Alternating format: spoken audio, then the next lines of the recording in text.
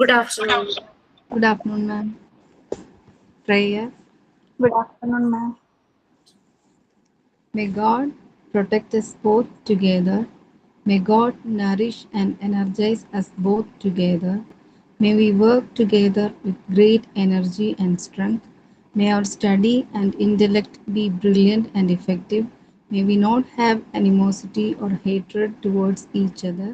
May peace in myself, peace in nature, and peace in divine.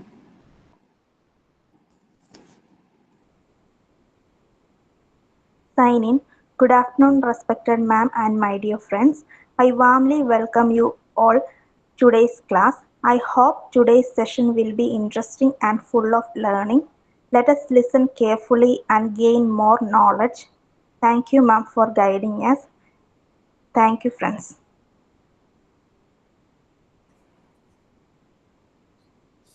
Okay, so last class defense mechanism I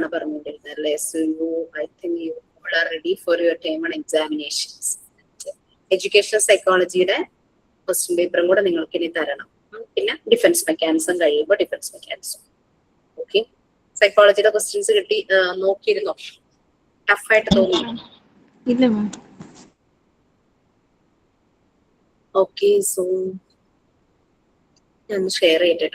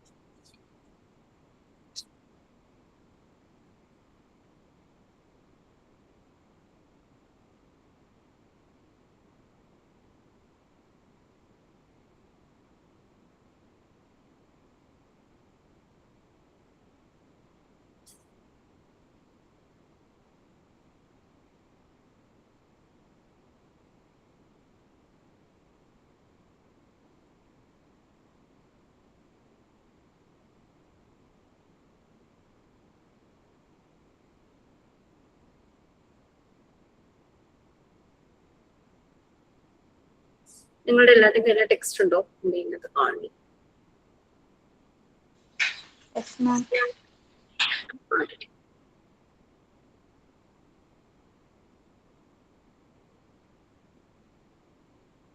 So last class defense mechanism mental mechanism stress mind ego itself prepare manage defense mechanism. പക്ഷേ എന്താന്ന് വെച്ചാൽ നമ്മൾ കൂടുതലായിട്ട് use ചെയ്ത് കഴിഞ്ഞു കഴിഞ്ഞാൽ അത് നമ്മൾക്ക് ശരിക്കും പറഞ്ഞു കഴിഞ്ഞാൽ നമ്മളുടെ മൈൻഡിനെ അത് ഹാം ചെയ്യുന്ന ഒന്ന് തന്നെയാണ്. അൺകോൺഷ്യസ് ആയിട്ടുള്ള ഒരു സൈക്കോളജിക്കൽ സ്ട്രാറ്റജി തന്നെയാണിത്. നമ്മുടെ ഈഗോയെ, നമ്മുടെ മൈൻഡിനെ പ്രൊട്ടക്ട് ചെയ്യാനായിട്ട് എഗെയിൻസ്റ്റ് ആൻസൈറ്റി, ഗിൽറ്റ്, അതുപോലെ തന്നെ സ്ട്രെസ്. ഇത് ഫ്രോയിഡ് ആണ് അദ്ദേഹത്തിന്റെ സൈക്കോ അനാലിറ്റിക് തിയറിയിൽ പറഞ്ഞിരിക്കുന്നത്. പക്ഷെ ഹെൽപ്ഫുൾ ആണെങ്കിലും നമ്മൾ എക്സസീവ് ആയിട്ട് എപ്പോഴും ഇത് ചെയ്തു കഴിഞ്ഞു കഴിഞ്ഞാൽ അത് നമ്മളുടെ മെന്റൽ ഹെൽത്തിനെ തടസ്സപ്പെടുത്തുന്ന ഒന്നാണ്. ഒരു എക്സാം, നമുക്ക് ആങ്സൈറ്റി ഉണ്ടായി, എക്സാമിന് നമുക്ക് ശരിയായ രീതിയിൽ പ്രിപ്പയർ ചെയ്യാൻ പറ്റിയില്ല. ഓക്കെ, അത് നമ്മൾ പിന്നെ അതുമായിട്ട് കോപ്പപ്പ് ചെയ്തു. നെക്സ്റ്റ് ടൈം ഞാൻ ട്രൈ ചെയ്യാം, ഇറ്റ്സ് ഓക്കെ, ഈ പ്രാവശ്യം ഇങ്ങനെയൊക്കെ പറ്റി, അപ്പൊ അതൊരു എക്സ്പീരിയൻസ് ആണ്, നെക്സ്റ്റ് ടൈം ഞാൻ ട്രൈ ചെയ്യാം, ഇത് പോട്ടെ, എനിക്ക് ഇനിയും ചാൻസ് ഉണ്ടല്ലോ നമ്മൾ വിചാരിക്കും. പക്ഷെ നെക്സ്റ്റ് ടൈം എക്സാം വരുമ്പോഴും സെയിം അവസ്ഥ അങ്ങനെ തന്നെ വരുവാണെങ്കിൽ ദാറ്റ് വിൽ അഫക്ട് നമ്മളുടെ രീതികളെ തന്നെ അത് അഫക്ട് ചെയ്യൂലേ. അതുകൊണ്ട് ശരിയായ രീതിയിൽ നമ്മുടെ ഡിഫൻസ് മെക്കാനിസം യൂസ് ചെയ്യുവാണെങ്കിൽ ഇറ്റ്സ് ഗുഡ്. ഒരു പ്രശ്നം നടക്കുമ്പോൾ നമ്മൾ അതിൽ നിന്ന് മാറിപ്പോവുക, വിത്ഡ്രോ ചെയ്ത് പോവുക, that means that is good for our mental health. പക്ഷെ ആ പ്രശ്നം നമ്മൾ സോർട്ട് ഔട്ട് ചെയ്യേണ്ടതാണെങ്കിൽ നമ്മൾ അവിടെ നിന്ന് ഒഴിഞ്ഞു മാറാതെ നമ്മൾ സോർട്ട് ഔട്ട് ചെയ്യേണ്ടതായിട്ട് തന്നെ വരും. എപ്പോഴും ചെയ്യുന്നത് that will affect our mental health.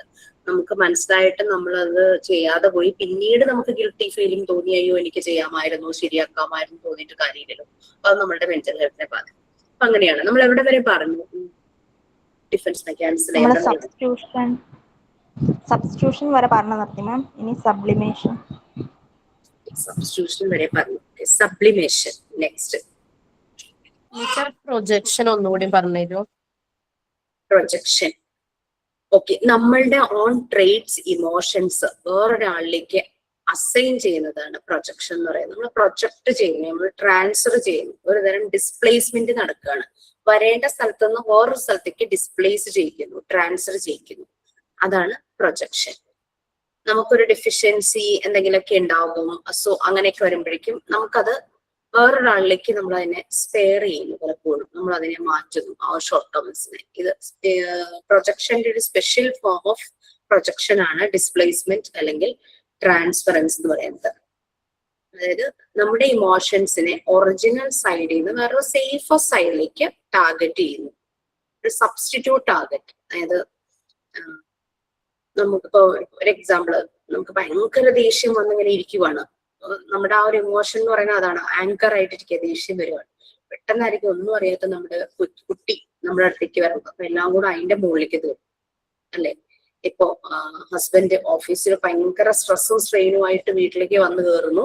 ഓഫീസിലെ ബോസിനെ ചീത്ത പറയാൻ പറ്റില്ല. സോ എന്ത് ചെയ്യും? നേരെ അത് വൈഫിന്റെ തലയിലേക്ക് കൊടുക്കും.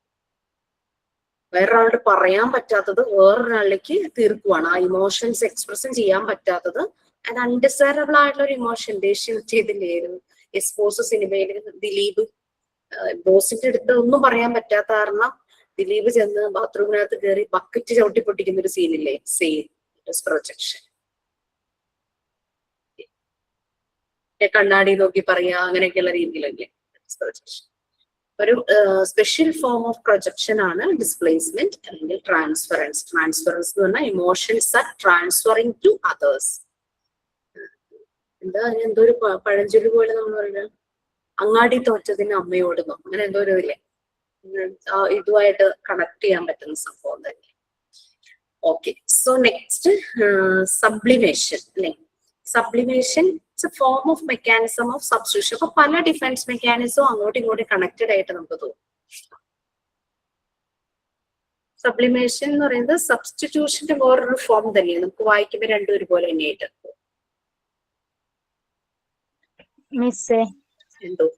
മിസ് പറഞ്ഞിരുന്നില്ലേ, നമ്മള് ഇപ്പോ ഒരു എക്സാമ്പിൾ ആയിട്ട് നമുക്ക് നേടാൻ പറ്റാത്തത് നമ്മുടെ മക്കളിലൂടെ നേടിക്കാണുന്നത്, അതാണോ പ്രൊജക്ഷന്റെ എക്സാമ്പിൾ ആയിരുന്നു അത്? അത് പോസിറ്റീവ് വേ ഓഫ് ഒരു പ്രൊജക്ഷൻ. ഇത് അൺഡിസൈറബിൾ ആയിട്ട് എന്തെങ്കിലും വരുവാണെങ്കിൽ ബോത്ത് പ്രൊജക്ഷൻസ്, അതും പ്രൊജക്ഷൻ തന്നെ. നമുക്ക് പറ്റിയില്ല, പക്ഷെ വേറൊരാളിലേക്ക് നമ്മൾ ടാർഗറ്റ് ചെയ്യും. ഇത് ഇതുപോലെ നമ്മളുടെ ചില അത് നമ്മളുടെ ഒരു ഇമോഷൻ തന്നെയാണല്ലോ. എനിക്ക് നേടാൻ പറ്റാത്ത ഒരു കാര്യം അത് നമ്മൾ വേറൊരു ആളിൽ നേടിക്കാണുക. നമ്മൾക്ക് ആ ഡിസൈവേഴ്സ് എത്താൻ പറ്റിയില്ല, സോ വേറൊരാളിലേക്ക് നമ്മൾ ടാർഗറ്റ് ചെയ്ത് അവരതിനനുസരിച്ച് മോൾഡ് ചെയ്യുക. പണ്ടൊക്കെ ഇപ്പൊ അങ്ങനെ കുട്ടികളിൽ അങ്ങനെ കാണാറില്ല, പാരന്റ്സ് അങ്ങനെ ചെയ്യുന്ന കാണാറില്ല. പക്ഷെ എന്നാലും നമുക്ക് ചിലപ്പോൾ ശരിയായ രീതിയിൽ പഠിക്കാൻ കഴിഞ്ഞില്ല. അപ്പൊ എന്റെ മക്കൾക്ക് ആ ബുദ്ധിമുട്ട് വരരുത്, അവരെ പഠിപ്പിക്കണം, എനിക്ക് പറ്റാത്തത് അവർക്ക് പറ്റണം, അതിലൂടെ അത് എനിക്ക് ഹാപ്പി ആണെന്ന്, അതും ഒരു it's A form of projection തന്നെയാണ്. പിന്നെ ഇത് അതെന്ന് പറഞ്ഞു കഴിഞ്ഞാൽ നമുക്കവിടെ വേദനയില്ല, നമുക്ക് നേടാൻ പറ്റിയില്ല, പക്ഷെ കുട്ടികൾ നേടുമ്പോഴുള്ള സന്തോഷമാണ്. പക്ഷെ ഇതെന്ന് പറഞ്ഞു കഴിഞ്ഞാൽ ഒരാളുടെ ദേഷ്യം മറ്റൊരാളിലേക്ക് ട്രാൻസ്ഫർ ചെയ്യുന്നു, അതും it's A form of projection. മറ്റേത് അസൈൻ ചെയ്യുന്നു നമ്മൾ ഒരാളിലേക്ക്, എനിക്ക് പകരം ആള് ചെയ്തു തരും, ആളത് നേടിക്കൊണ്ടുവരും എന്നൊക്കെയുള്ള രീതിയിൽ അസൈൻ ചെയ്തു. എനിക്ക് പറ്റിയില്ലല്ലോ, അവൾക്ക് പറ്റി, അല്ലെങ്കിൽ അവന് പറ്റി നമ്മൾ ചിന്തിക്കുന്നു നമ്മുടെ മക്കളിൽ. മറ്റേത് നമ്മുടെ നെഗറ്റീവ് അൺഡിസൈറബിൾ ആയിട്ടുള്ള നമ്മളുടെ ബിഹേവിയർ വേറൊരാളുടെ തലയിലേക്ക് കൊണ്ട് എടുക്കും. അതാണ് ഇമോഷൻസ്, ദേഷ്യം വരുന്നത്. അപ്പൊ നമ്മുടെ ഡിഫൻസ് മെക്കാനിസം എന്നൊക്കെ ഇപ്പൊ ഫസ്റ്റ് വൺ എന്ന് പറഞ്ഞാൽ നമുക്ക് ആശ്വാസം, നമ്മുടെ കുട്ടികളിലൂടെ ആ നേട്ടം കിട്ടുമ്പോഴേക്കും നമ്മൾക്ക് സന്തോഷവും ആശ്വാസം കിട്ടും. സെക്കൻഡ് വൺ എന്ന് പറഞ്ഞു കഴിഞ്ഞാൽ ആ പറയുന്ന സമയത്തുള്ള ആശ്വാസമേ ഉള്ളൂ. അത് കഴിയുമ്പോഴേക്കും ചിലപ്പോ ഇപ്പം വൈഫായിട്ട് നല്ല ഇമോഷണലി കണക്റ്റഡ് ആയിട്ടുള്ള ഒരാളാണെങ്കിൽ അയാൾക്ക് ഒരു ഗിൽറ്റി ഫീലിംഗ് വരും അല്ലെ. അമ്മയ്ക്ക് കൊച്ചിനോട് വഴക്ക് പറയുമ്പോ അത് പറയുമ്പോഴുള്ള ആ ഒരു സമാധാനം കിട്ടുന്നുള്ളതല്ലോ, പക്ഷെ പിന്നെയാണ് ആലോചിക്കുന്നത്, അയ്യോ വെറുതെ ഒരു ആവശ്യമില്ലാതെ ഞാൻ കുട്ടിയെ വഴക്ക് പറഞ്ഞു, അവിടെ ഗിൽറ്റി ഫീലിംഗ്. അപ്പൊ ആ ടൈപ്പ് ഡിഫൻസ് മെക്കാനിസം എന്ന് പറഞ്ഞു കഴിഞ്ഞാല് ശരിക്കും അതിന്റെ റിസൾട്ട് ഔട്ട്കം നെഗറ്റീവായി. നമ്മൾ ഇനീഷ്യലി പറഞ്ഞത് ഔട്ട്കം പോസിറ്റീവ് തന്നെയാണ്. അതാണ് കുറച്ച് മുമ്പ് പറഞ്ഞത്. ഡിഫൻസ് മെക്കാനിസം നമ്മൾ നല്ല രീതിയിൽ യൂസ് ചെയ്ത് കഴിഞ്ഞാൽ നമ്മളുടെ മൈൻഡ്, നമ്മുടെ മെന്റൽ ഹെൽത്തിനെ അത് തടസ്സപ്പെടുത്തില്ല. പക്ഷെ പ്രോപ്പർ അല്ലാത്ത രീതിയിൽ യൂസ് ചെയ്യുമ്പോൾ, എക്സസൈസ് യൂസ് വരുമ്പോഴാണ് നമ്മുടെ മനസ്സിന്റെ ആരോഗ്യത്തെ അത് തടസ്സപ്പെടുത്തുന്നത്. Okay, next sublimation is a form of mechanism of substitution. സബ്സ്റ്റിറ്റ്യൂഷന്റെ ഒരു ഫോം ആണ്. നമ്മളുടെ അൺആക്സെപ്റ്റബിൾ ഡിസേർസ് അല്ലെങ്കിൽ ആക്ടിവിറ്റീസ് എല്ലാം സോഷ്യലി ഡിസൈറബിൾ ആയിട്ടുള്ള ചാനൽസിലേക്ക്, സോഷ്യലി ആക്സെപ്റ്റബിൾ പ്രൊഡക്റ്റീവ് ആക്ടിവിറ്റീസിലേക്ക് നമ്മൾ ചാനൽ ചെയ്യുന്നു. അതാണ്. അതായത് ഇപ്പം സബ്സ്റ്റിറ്റ്യൂഷൻ നമുക്ക് ഒരു എക്സാമ്പിൾ പറയുവാണെങ്കിൽ, നമ്മളുടെ നാട്ടിലെ ഒരു കൾച്ചർ ട്രഡീഷൻ അനുസരിച്ച് ഒരു കുടുംബ ജീവിതം ബന്ധം എന്ന് പറയുന്നത് മാരേജിലൂടെ അങ്ങനെയാണല്ലോ ഒരു ഫാമിലി ലൈഫ്, ഒരു സെക്ഷൽ ലൈഫ് ഒക്കെ പോകുന്നത്. അപ്പൊ അതെന്ന് പറയുന്ന ഒരു ഡിസൈറബിൾ ആയിട്ടുള്ള ഒരു ചാനലാണ്. ആളുകൾക്ക് അങ്ങനെ ഒരു ഇമോഷൻ ഒരു വ്യക്തിയോട് തോന്നി അയാളുടെ ഒപ്പം ജീവിക്കണം, അത് ആക്സെപ്റ്റബിൾ ഡിസയർ ആക്കി മാറ്റണം. അതിന് പറ്റുന്ന ഡിസൈറബിൾ ചാനലിലേക്ക് അതിനെ സബ്സ്റ്റിറ്റ്യൂട്ട് ചെയ്യുന്നു. അതാണ് ഈ ഒരു മെക്കാനിസം, സബ്ലിമേഷൻ എന്ന് പറയുന്നത്. ഇപ്പൊ മാരേജ് അതുമായിട്ട് കണക്ട് ചെയ്യാൻ പറ്റുമെന്ന് എനിക്കറിയില്ല, അങ്ങനെ ഞാനത് പറഞ്ഞത് ശരിയല്ലേ. മാരേജ് ചെയ്ത ഒരാൾ ജീവിക്കുമ്പോൾ അത് സൊസൈറ്റി ആക്സെപ്റ്റ് ചെയ്യുന്ന ഒരു ബന്ധമാണ്. അതേസമയം ലിവിങ് ടുഗദർ അതൊന്നും നമ്മുടെ ഇവിടെയുള്ള സൊസൈറ്റി ഒന്നും അത്ര ആക്സെപ്റ്റ് ചെയ്യുന്ന, ഫാമിലി ആക്സെപ്റ്റ് ചെയ്യുന്ന ഒരു ഇതായിട്ട് വന്നിട്ടില്ലല്ലോ. ഡിസൈറബിൾ ആയിട്ടുള്ള ചാനൽസിലേക്ക് അൺആക്സെപ്റ്റബിൾ ആയിട്ടുള്ള ഡിസേഴ്സിനെ റീഡയറക്ട് ചെയ്യുന്നു. സോഷ്യലി ഡിസൈറബിൾ ആയിട്ടുള്ള ഒരു ചാനലാണല്ലോ മാരേജ്, നേർവഴിക്ക് നയിക്കുക. അപ്പൊ അങ്ങനെയുള്ള ഒരു ഫോം ഓഫ് മെക്കാനിസം ആണ് ഒരു substitution. It's A form of mechanism. Substitution ഒരു ഫോമാണ്. നമ്മൾക്ക് നാച്ചുറൽ ആയിട്ടുള്ള ഒരു ആഗ്രഹം, ഒരു ഇമ്പൾസ് വരുന്നതിനെ നമ്മൾ ആ ഇൻസ്റ്റിങ് ഇതിനെ ഒരു സോഷ്യലി ആക്സെപ്റ്റബിൾ ആയിട്ടുള്ളതിലേക്ക് മോഡിഫൈ ചെയ്യുന്നു. അതാണ് സബ്ലിമേഷൻ എന്ന് പറയുന്നത്. അത് പ്രൊഡക്റ്റീവ് ആയിട്ടുള്ള ഒരു ആക്ടിവിറ്റി, നല്ലൊരു കുടുംബ ബന്ധം, നല്ലൊരു കുടുംബ ജീവിതം നയിക്കുന്നത്, പ്രൊഡക്റ്റീവ് ആയിട്ടുള്ള ഒരു ഫാമിലി റിലേഷൻഷിപ്പ് ആയി മാറുന്നത് മാരേജ് എന്നുള്ള സോഷ്യലി ആക്സെപ്റ്റബിൾ ആയിട്ടുള്ള ഒരു ആക്ടിവിറ്റിയിലൂടെയാണ്. Next one, repression. ഇത് എന്താ പറയാ, ഇമ്മെച്യൂർ ആയിട്ടുള്ള ചൈൽഡ് ലൈക്ക് ബിഹേവിയറിനെ, നമുക്ക് എന്തെങ്കിലും സ്ട്രെസ് വന്നു കഴിഞ്ഞാൽ ഒരു ഇമ്മെച്യൂർ രീതിയിൽ അതിനെ മാനേജ് ചെയ്യുന്നതാണ് റിപ്രഷൻ എന്ന് പറയുന്നത്. ഇതൊരു ബേസിക് മെക്കാനിസം ആയിട്ടാണ് ഫ്രോയിഡ് പറയുന്നത്. സ്ട്രോങ് ഇമോഷണൽ ഐഡിയാസ്, അതുപോലെ തന്നെ അൺകംഫർട്ടബിൾ മെമ്മറീസ്. ചില മെമ്മറീസ് ഒന്നും നമുക്ക് ഒട്ടും നമ്മളെ കംഫർട്ടബിൾ ആക്കില്ല. നമുക്ക് വേദന തരുന്ന കുറെ മെമ്മറീസ് നമ്മുടെ മനസ്സിലുണ്ടാവും. നമുക്കത് മറക്കുക എന്ന് പറയുന്നത് ഭയങ്കര ബുദ്ധിമുട്ടായിരിക്കും. ഇതൊരു ക്ലാസിക്കൽ ഡിഫൻസ് മെക്കാനിസം ആയിട്ടാണ് ഫ്രോയിഡ് പറഞ്ഞത് റിപ്രഷനെ.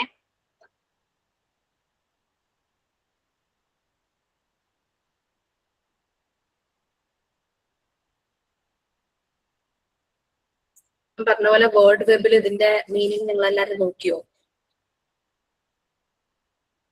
No, ma'am.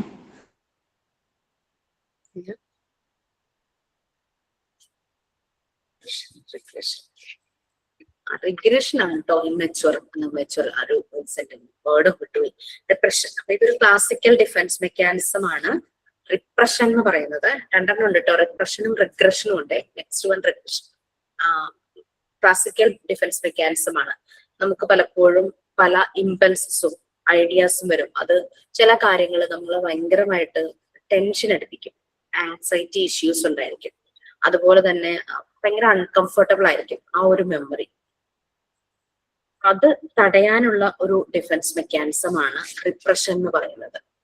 ഇത് ശരിക്കും നല്ലൊരു ഈ സൈക്കോളജിസ്റ്റുകളെല്ലാം അവരുടെ അനാലിസിസിൽ യൂസ് ചെയ്യുന്ന ഒരു ഡിഫൻസ് മെക്കാനിസം ആണ്. കാരണം പലപ്പോഴും ആളുകൾക്ക് ആങ്സൈറ്റി, ഡിപ്രഷൻ അതൊക്കെ ഉണ്ടാകാൻ കാരണം എന്തെങ്കിലും ഷോക്കിംഗ് ഇൻസിഡന്റ് കൊണ്ടായിരിക്കും. അവർക്ക് അതിൽ നിന്ന് വിട്ടുപോരാൻ പറ്റുണ്ടാവില്ല.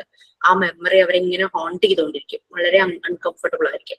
അവര് പല തെറാപ്പി ചെയ്ത് ഇവരെ അതിൽ നിന്ന് മാറ്റുന്നു.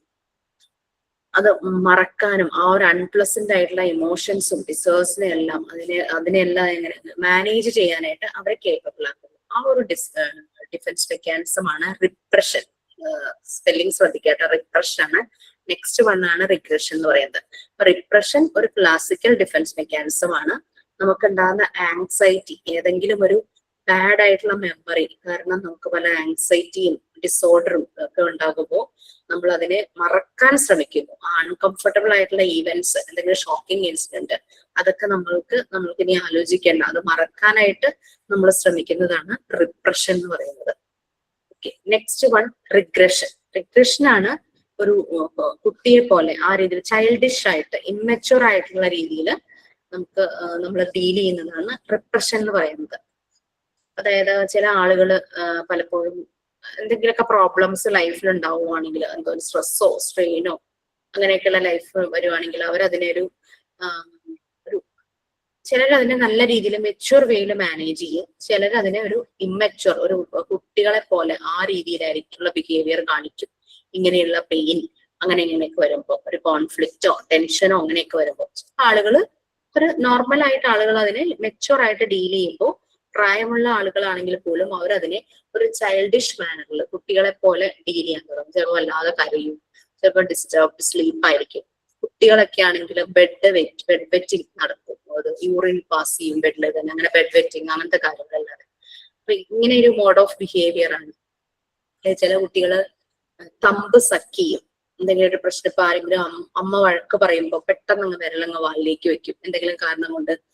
നീയാണോ ചെയ്തതെന്ന് പറഞ്ഞിട്ട് എന്തെങ്കിലും പാത്രം എന്തെങ്കിലും നിലത്ത് വീണ് പൊട്ടി, നീയാണോ ചെയ്തത് വേഗം വിരലെടുത്ത് അങ്ങോട്ട് വായിലേക്ക് വെക്കും. അങ്ങനെ രീതിയിൽ അവര് ഒരു ഇമ്മച്വർ രീതിയിൽ അങ്ങനെ ഡീൽ ചെയ്യും. അങ്ങനെയൊക്കെ വരുന്നത് ഒക്കെ ആ ഒരു ബിഹേവിയർ ഒക്കെ കാണിക്കുന്നതാണ് റിഗ്രഷൻ എന്ന് പറയുന്നത്. ഒരു ചൈൽഡിഷ് മാനറിൽ ബിഹേവ് ചെയ്യുന്നു.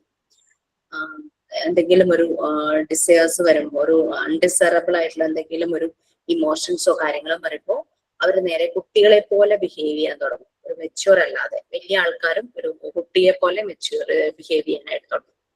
Next one, 9th one, negativism. Negativism നിങ്ങൾക്ക് മനസ്സിലാക്കാൻ വലിയ ബുദ്ധിമുട്ടുണ്ടാവില്ല. ചില വ്യക്തികള് ഫുൾ ടൈം എന്ത് കാര്യമാണെങ്കിലും നെഗറ്റീവ് തന്നെ പറഞ്ഞുകൊണ്ടിരിക്കും. മാം, നമ്മൾ ഈ സ്ലീപ്പ് ഡിസ്റ്റർബൻസ് കുട്ടികളെ പോലുള്ള ബിഹേവിയർ ആവുമോ? അത് അഡൽട്സിന്റെ ബിഹേവിയർ ആണോ? അത് സ്ലീപ്പ് ഇല്ലാതെ ആവുന്നത്, ഡിസ്റ്റർബ്ഡ് സ്ലീപ്പ്? ഡിസ്റ്റർബ്ഡ് സ്ലീപ്പ് ആകാൻ കാരണം സ്ട്രെസ്സും സ്ട്രെയിനും മാനേജ് ചെയ്യാൻ പറ്റാത്തതുകൊണ്ടല്ലേ. അപ്പൊ നമ്മൾ ഡേ ടൈമിൽ നമുക്കൊരു പ്രശ്നം വന്നു, നമ്മളത് സോർട്ട് ഔട്ട് ചെയ്യാനായിട്ട് നമ്മളെ കൊണ്ട് പറ്റിയില്ല. സോ അന്നത്തെ ഉറക്കം നമുക്ക് ഡിസ്റ്റർബ്ഡ് ആകും അല്ലെ. അതേസമയം നമ്മളത് സോർട്ട് ഔട്ട് ചെയ്തിട്ടുണ്ടെങ്കിൽ നമുക്ക് സമാധാനമായിട്ട് ഉറങ്ങാം. സോർട്ട് ഔട്ട് ചെയ്യാതെ ഒന്നെക്കൊണ്ട് ഇത് പറ്റില്ല എന്നുള്ള രീതിയിൽ ഇമ്മച്യൂർ ആയിട്ട് അവർ അതിൽ നിന്ന് മാറുന്നു. അപ്പോഴാണ് ഈ സ്ലീപ്പ് ഡിസ്റ്റർബൻസ് ഒക്കെ അതിന്റെ കാരണമായിട്ട് വരുന്നത്. എന്തെങ്കിലും ഒരു കോൺഫ്ലിക്ട്, ഒരു വ്യക്തിയുമായിട്ടുള്ള എന്തെങ്കിലും ഒരു അഭിപ്രായ വ്യത്യാസമോ അങ്ങനെ എന്തെങ്കിലും ഒരു ടെൻഷൻ ഉണ്ടാകുമ്പോൾ അത് അവിടെ സോർട്ട് ഔട്ട് ചെയ്യാൻ പറ്റാതെ, ഞാൻ ഇത് ചെയ്തിട്ട് കാര്യമൊന്നും എന്നെ കൊണ്ട് പറ്റില്ല, ആ രീതിയിൽ മാറുമ്പോഴേക്കും അന്നത്തെ ദിവസം അവരുടെ ഡിസ്റ്റർബ്ഡ് ആയിരിക്കും. കുറച്ച് ദിവസങ്ങൾ ഡിസ്റ്റർബ്ഡ് ആയിരിക്കും, ഡിപ്പെൻഡിങ് ഓൺ ദ പ്രോബ്ലം. നെഗറ്റീവ്സം. ചില ആളുകൾ എപ്പോഴും എന്താ പറയാ നെഗറ്റീവായിട്ട് തന്നെ സംസാരിച്ചുകൊണ്ടേയിരിക്കും. നമ്മൾ കണ്ടിട്ടുണ്ടാവും അങ്ങനെയുള്ള വ്യക്തികളിൽ. എന്ത് പറഞ്ഞാലും അവർക്ക് നെഗറ്റീവ്, അവർ അതിനകത്ത് പോസിറ്റീവ് സൈഡ് കണ്ടുപിടിക്കുകയില്ല, എപ്പോഴും നെഗറ്റീവായിട്ട് പറയും. അതായത് അവര് വരുന്ന പ്രോബ്ലം ഒന്നും അവർ ഫേസ് ചെയ്ത് ആ ചലഞ്ചസ് ഒന്നും അവർ ഓവർകം ചെയ്യുന്നില്ല, ഫുൾ ടൈം നെഗറ്റീവ് പറയും. അവർ കോൺട്രഡിക്റ്റ് ചെയ്തുകൊണ്ടിരിക്കും, അവരതിനെ എതിർത്ത് പറഞ്ഞുകൊണ്ടിരിക്കും. അങ്ങനെയുള്ള മനുഷ്യർ ശരിക്കും ഭയങ്കര സ്റ്റബേൺ ആയിരിക്കും, സ്ട്രോങ് മൈൻഡ് ആയിരിക്കും അവരുടെ. ഇങ്ങനെ കല്ല് പോലത്തെ മനുഷ്യരൊന്നും റിബലായിട്ടൊക്കെ പെരുമാറും. അവർ പലപ്പോഴും ഡിസൊബീഡിയന്റ് ആയിരിക്കും, അനുസരിക്കുക എന്നുള്ളത് ഒന്നും അവർ ഓക്കെ പറയില്ല. പിന്നെ ബാഡ് ടെമ്പർ ആയിരിക്കും, ടെമ്പർ ടാൻഡ്രം. അതുപോലെ തന്നെ ഡിഫിയൻസ് ആയിരിക്കും, അതായത് മറ്റുള്ളവരെ ഇൻസൾട്ട് ചെയ്യുന്ന രീതിയിലുള്ള ഒരു ബിഹേവിയർ കാണിക്കും. എപ്പോഴും മറ്റുള്ളവരെ കളിയാക്കുക, ആ ഒരു രീതിയിൽ. ഇതെല്ലാം അവരുടെ നെഗറ്റീവിസത്തിന്റെ ഒരു എക്സ്പ്രഷൻ ആണ്. ഒരു കാര്യത്തിലും അവർ പോസിറ്റീവ് സൈഡ് കണ്ടുപിടിക്കില്ല, എന്തിനും അവര് നെഗറ്റീവ് പറഞ്ഞുകൊണ്ടേയിരിക്കും. ഒരു പ്രോബ്ലമാറ്റിക് ആയിട്ടുള്ള ഒരു ഡിഫിക്കൽട്ട് ആയിട്ടുള്ള ഒരു പേഴ്സണാലിറ്റി ആയിരിക്കും ഇവർക്ക് ഉണ്ടാകുന്നത്. അപ്പം അവരൊരിക്കലും പ്രശ്നങ്ങളൊന്നും സോൾവ് സോർട്ട് ചെയ്യോ ഒന്നും ചെയ്യുന്നില്ല. ആരെങ്കിലും ഒരു നല്ലത് ചെയ്താൽ പോലും അവരതിനകത്ത് നെഗറ്റീവ് കണ്ടുപിടിക്കും. അവരെപ്പോഴും കോൺട്രഡിക്റ്റ് ആയിട്ട് സംസാരിച്ചുകൊണ്ടിരിക്കും, ഒരു ഓപ്പോസിറ്റ് സൈഡിൽ നിന്ന് സംസാരിക്കും. ഒരു കല്ല് പോലത്തെ ഒരു സ്റ്റബേൺ അതുപോലത്തെ ആൾക്കാരായിരിക്കും, റിബലായിട്ട് സംസാരിക്കും. പിന്നെ അനുസരണം അങ്ങനെ ഒന്നും അവർ കേൾക്കുകയില്ല. ആരെന്ത് പറഞ്ഞാലും നല്ലതാണെങ്കിലും അവർ അതിനനുസരിക്കില്ല. പിന്നെ അവർക്ക് എപ്പോഴും ദേഷ്യം, ആ ഒരു ബാഡ് ടെമ്പർ ഉണ്ടായിരിക്കും. പിന്നെ മറ്റുള്ളവരെ ഇൻസൾട്ട് ചെയ്യുന്ന ഒരു ബിഹേവിയർ ആയിരിക്കും. അതാണ് നെഗറ്റീവിസം എന്ന ഒരു ഡിഫൻസ് മെക്കാനിസം. നെഗറ്റീവിസം ക്ലിയർ അല്ലേ? Next one, sympathism. സിമ്പത്തിസം നമുക്കറിയാം, ചില ആളുകളെ നിങ്ങൾ ശ്രദ്ധിച്ചിട്ടുണ്ടോ, അവർ ഈ അറ്റൻഷൻ സീക്കിങ്ങിന് വേണ്ടിയിട്ട് മറ്റുള്ളവരുടെ സിമ്പതി പിടിച്ചു പറ്റും. എല്ലാവരും എന്നെ മാത്രം ശ്രദ്ധിക്കണം, എന്നോട് കൺസേൺ കാണിക്കണം, എന്നെ കെയർ ചെയ്യണം, എന്നെ സ്നേഹിക്കണം, ആ രീതിയിലുള്ള ഒരു രീതി സിമ്പത്തിസം. അതായത് അവർക്ക് ഒരു പ്രശ്നങ്ങളും സോൾവ് ചെയ്യാൻ പറ്റില്ല, മറ്റുള്ളവരുടെ സിമ്പതി പിടിച്ചു വെച്ച് അവരെ കൊണ്ട് പല കാര്യങ്ങളും നടത്തിക്കുക, അങ്ങനെയുള്ള രീതിയിൽ അങ്ങനെ അവരൊന്ന് സാറ്റിസ്ഫൈഡ് ആകും. ആളുകളെ സിമ്പതി പിടിച്ചു പറ്റി ആളുകൾ അവരെ കെയർ ചെയ്യാനും കൺസേൺ ചെയ്യാനും തുടങ്ങും.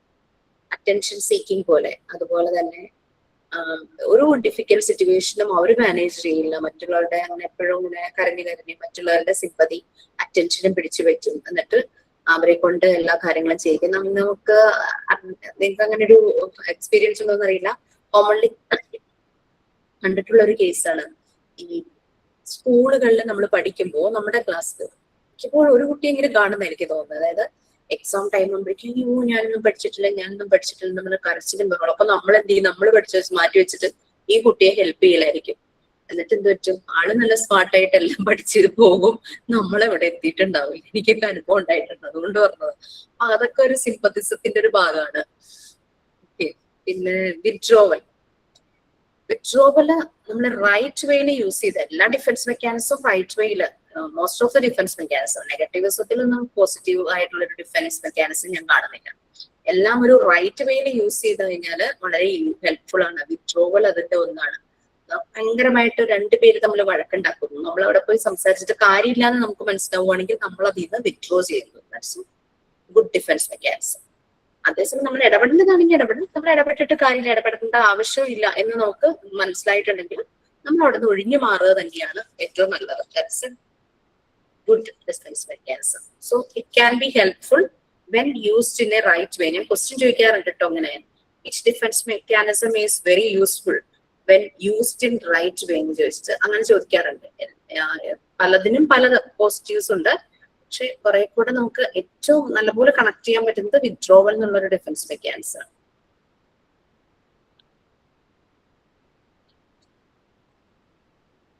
എന്തെങ്കിലും ബുദ്ധിമുട്ട് തോന്നുന്ന ഒരു കേസ് ആണെങ്കിൽ ചിലര് കോഴ്സ് ഡിസ്കണ്ടിന്യൂ ചെയ്യുമല്ലോ, that's A type of withdrawal ആണ്.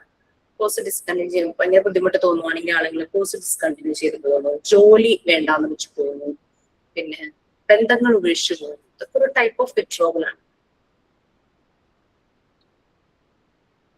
പിന്നെ നമ്മളിപ്പോ അങ്ങനെ എന്തെങ്കിലും ഒരു പ്രോബ്ലംസ് അത് ഫേസ് ചെയ്യാൻ അതിന്റെ ആവശ്യമില്ല, അവിടെ നിന്ന് മാറിപ്പോകാം. അങ്ങനെ മാറിപ്പോകുന്നത് കൊണ്ട് എൻഡ് റിസൾട്ടിൽ വലിയ നഷ്ടങ്ങളൊന്നും ഇല്ലെങ്കിൽ മാറിപ്പോകുന്നത് തന്നെയാണ് നല്ലത്. അതുകൊണ്ടാണ് റൈറ്റ് വേയിൽ യൂസ് ചെയ്താൽ നല്ലൊരു ഡിഫൻസ് മെക്കാനിസം ആണ് വിഡ്രോവൽ എന്ന് പറയുന്നത്. റൈറ്റ് വേയിൽ യൂസ് ചെയ്താൽ നല്ലൊരു ഡിഫൻസ് മെക്കാനിസം. നമുക്ക് ഔട്ട്കമ്മിന് പ്രത്യേകിച്ച് റിസൾട്ട് ഒന്നുമില്ല. അങ്ങനെ ഇല്ലാത്ത ഒരു പ്രോബ്ലത്തിൽ വെറുതെ പോയി നമ്മുടെ സമയം കളയുന്നതല്ലാതെ അവിടെ നിന്ന് മാറിപ്പോവാന്നാണ് തോന്നുന്നത്. That is withdrawal. മാം, ഇപ്പൊ രണ്ടുപേര് തമ്മിൽ വഴക്കിട്ടോണ്ടിരിക്കുമ്പോ ഒരാൾ പറയും ഞാൻ ഇതെല്ലാം അംഗീകരിച്ചു, അവിടെ വഴക്ക് സ്റ്റോപ്പ് ചെയ്യാൻ വേണ്ടി അങ്ങനെ പറയുന്നതും കൂടാണോ ഇങ്ങനെ ഈ വിഡ്രോവൽ ഉദ്ദേശിക്കുന്നത്? പെട്ടെന്ന് വഴക്ക് തീർക്കാൻ പറ്റും. ഇപ്പൊ എല്ലാ തെറ്റുകളും ഞാൻ സമ്മതിക്കുന്നു എന്നും പറഞ്ഞാൽ അങ്ങ് നിർത്തത്തില്ല, നമ്മള് കണ്ടിന്യൂ ചെയ്ത് പോകാൻ കഴിയത്തോണ്ട് ഒഴിഞ്ഞു മാറുമല്ലോ, നമ്മൾ റെസ്പോണ്ട് ചെയ്തല്ലോ. ഓക്കെ, അതൊരു സബ്മിസീവ് ആയ പോലെ അങ്ങനെ വല്ല ഡിഫൻസ് മെക്കാനിസം ഉണ്ടെങ്കിൽ ദാറ്റ്സ് ഗുഡ്. ഓക്കെ, നീ പറഞ്ഞതൊക്കെ ശരിയാ, ഞാൻ സമ്മതിക്കുന്നു, ഓക്കെ ഫൈൻ. അപ്പം പിന്നെ ഓപ്പോസിറ്റ് സൈഡിലുള്ളവർക്ക് പിന്നെ ഒന്നും പറയാനില്ല. So it's A type of defence mechanism. Withdrawal എന്ന് പറഞ്ഞാൽ നമ്മൾ ഒഴിഞ്ഞു മാറി പോകുന്നതാണല്ലോ. ഈ പറഞ്ഞിട്ട് നമ്മൾ പോവുകയാണ് എങ്കിൽ, കാരണം ഇവിടെ സംസാരിച്ചിട്ട് കാര്യമില്ല, പ്രത്യേകിച്ച് റിസൾട്ട് ഒന്നും വരാനില്ല, വെറുതെ എനിക്ക് നെഗറ്റീവ് അടിക്കുള്ളൂ എന്ന് തോന്നുന്നത് നമ്മൾ പോവുകയാണെങ്കിൽ അത് മിക്സ് ഓഫ് ആ ഒരു ഡിഫൻസ് മെക്കാനിസം ഒക്കെ ആകാം വിഡ്രോവൽ ആകാം. Next one, fantasy or day dreaming. കുട്ടികളെ എപ്പോഴും കാണിക്കുന്ന ഒരു തരം ഡിഫൻസ് മെക്കാനിസം ആണ്. നമ്മളും ചെയ്യും ഫാന്റസി ഓർ ഡേ ഡ്രീമിങ്. നമ്മള് ഇപ്പൊ ഒരു കോമ്പറ്റേറ്റീവ് എക്സാം, നമുക്കൊരു ജോലിക്ക് വേണ്ടിയിട്ടുള്ള ഒരു എക്സാം ആണെന്ന് വിചാരിക്കും, നമ്മളത് എഴുതാനായിട്ട് പോവാം. അപ്പൊ ജോലി കിട്ടിയാൽ കിട്ടുന്ന സൗകര്യങ്ങള്, അതിന്റെ ബെനിഫിറ്റ്സ്, അങ്ങനെയൊക്കെ ആലോചിച്ച് നമ്മൾ അതിനെപ്പറ്റി ഒരു ഡേ ഡ്രീമിങ് നടത്തും അല്ലെ. എനിക്ക് ആ ഒരു സ്ഥലത്താണ് പോസ്റ്റിംഗ് ആവണമെങ്കിൽ ഞാൻ ഇപ്പൊ തണുപ്പുള്ള വല്ല ഡാർജിലിംഗോ സിക്കിമോ സിംലയൊക്കെ ആണെങ്കിലും ഞാനപ്പോ മഞ്ഞൊക്കെ ആയിരിക്കുമല്ലോ, അങ്ങനെയൊക്കെ പറഞ്ഞ് നമ്മൾ ഡേ ഡ്രീം ചെയ്യുമല്ലോ. That is fantasy. ആക്ച്വലി സംഭവിച്ചിട്ടില്ലാത്ത കാര്യത്തെ പറ്റി നമ്മൾ ഇങ്ങനെ ഇരുന്ന് കണ്ണും തുറന്ന സ്വപ്നം കാണുന്നത്, നമ്മൾ എൻജോയ് ചെയ്യുക അല്ലേ, അത് ഒരു ഫാന്റസി അത് തന്നെയാണ്. ഇനി അതൊരു കൈൻഡ് ഓഫ് വിത്ഡ്രോവലും കൂടിയാണ് കേട്ടോ. ഡേ ഡ്രീമിംഗ് എന്ന് പറയുന്നത് ഒരു കൈൻഡ് ഓഫ് വിത്ഡ്രോവൽ. അതായത് പ്രശ്നങ്ങൾ ഇങ്ങനെ വരുമ്പോൾ നമ്മൾ അതിൽ നിന്ന് ഉൾവലിഞ്ഞ് ഇരുന്നിട്ട് നമ്മളുടേതായ ഒരു ലോകം ഇങ്ങനെ നമ്മളിങ്ങനെ സൃഷ്ടിച്ച് നമ്മൾ അതിനകത്ത് ഇങ്ങനെ ഇരുന്ന് ആസ്വദിക്കുന്ന ഒരു അവസ്ഥ. അതാണ്, അതുകൊണ്ടാണ് day dreaming it's A kind of withdrawal എന്ന് പറയുന്നത്. പലപ്പോഴും നമ്മൾ എല്ലാവരും ചെയ്യുന്നത് ഇതൊന്നും അത്ര പ്രശ്നങ്ങളുള്ള ഒരു ഡിഫൻസ് മെക്കാനിസം അല്ല. പക്ഷെ ഒരു സെർട്ടൺ ഡിഗ്രി എക്സ്റ്റെൻഡ് ഒരു ടൈം കഴിഞ്ഞു കഴിഞ്ഞാൽ അത് നമ്മളുടെ ശരിയായിട്ടുള്ള റിസൾട്ടിനെ ബാധിക്കുന്നതാണെങ്കിൽ അത് നല്ലതല്ല എന്നേ ഉള്ളൂ. അതായത് ഇപ്പം പരീക്ഷ എഴുതി നമ്മൾ പഠിക്കണം, അതിനുള്ള ടൈമിലാണ് നമ്മൾ ഈ ഡേ ഡ്രീം ചെയ്യുന്നതെങ്കിൽ that will affect our studies, നമ്മുടെ റിസൾട്ടിനെ ബാധിക്കുമല്ലോ. അതുകൊണ്ടാണ് ഒരു സെർട്ടൺ എക്സ്റ്റെൻഡ് വരെ ഈ ഡിഫൻസ് മെക്കാനിസം ഗുഡ്. അപ്പൊ നമ്മളിങ്ങനെ ഡേ ഡ്രീം ചെയ്തു, അപ്പൊ ഞാൻ പഠിച്ച് പരീക്ഷ എഴുതുവാണെങ്കിൽ എനിക്ക് ജോബ് കിട്ടിയാൽ എനിക്ക് ഇങ്ങനെയുള്ള ഫെസിലിറ്റീസും ബെനിഫിറ്റ്സും കിട്ടും. അപ്പൊ നമ്മൾ ആ ഡേ ഡ്രീമിങ്ങിന്റെ ഇൻസ്പിറേഷനോട് കൂടി നമ്മൾ ആ എക്സാമിന് വേണ്ടി നല്ലപോലെ പഠിക്കുവാണെങ്കിൽ ദാറ്റ് മീൻസ് അവിടെ ഒരു റിസൾട്ട് ആയി ആ ഡിഫൻസ് മെക്കാനിസം കൊണ്ട്. അതുകൊണ്ടാണ് ഫ്രോയിഡ് പറയുന്നത് നല്ല രീതിയിൽ യൂസ് ചെയ്താൽ ഡിഫൻസ് മെക്കാനിസം നല്ലതാണ്. അതാണ് സൈക്കോളജിസ്റ്റുകളൊക്കെ ചെല്ലുമ്പോൾ നമ്മൾ പ്രശ്നങ്ങളൊക്കെ പറയുമ്പോഴേക്കും അവരെ നമ്മളെ ഇങ്ങനെ പറയില്ല, ഇത് ഇങ്ങനെയാണെങ്കിൽ എന്ത് സംഭവിക്കും എന്ന് നിങ്ങളൊന്ന് ആലോചിച്ചു നോക്കൂ, അങ്ങനെയാണെങ്കിൽ നിങ്ങൾക്ക് എന്ത് ചെയ്യാൻ പറ്റും, അങ്ങനെയാണ് അവർ ചെയ്യിക്കുന്നത്. നമ്മളുടെ ഹിസ്റ്ററി ജകഞ്ഞെടുത്താലും അവർ കൂടുതലായും ഇങ്ങനത്തെ കാര്യങ്ങൾ നമ്മളെ കൂടെ ക്ലോസ് ചെയ്യിക്കാൻ തോന്നും. നിങ്ങൾ ഇങ്ങനെ ചെയ്യുവാണെങ്കിൽ എന്ത് റിസൾട്ട് കിട്ടും. അപ്പൊ അവരാലോചിക്കുക, ഞാൻ ഇങ്ങനെ ചെയ്യുവാണെങ്കിൽ ഇതിങ്ങനെ നേരെയായെന്ന് പറയും. അപ്പൊ പിന്നെ അത് ചെയ്താൽ പോരെ. അതൊക്കെ ഒരു ടൈപ്പ് ഓഫ് ഡിഫൻസ് മെക്കാനിസം ആണ്.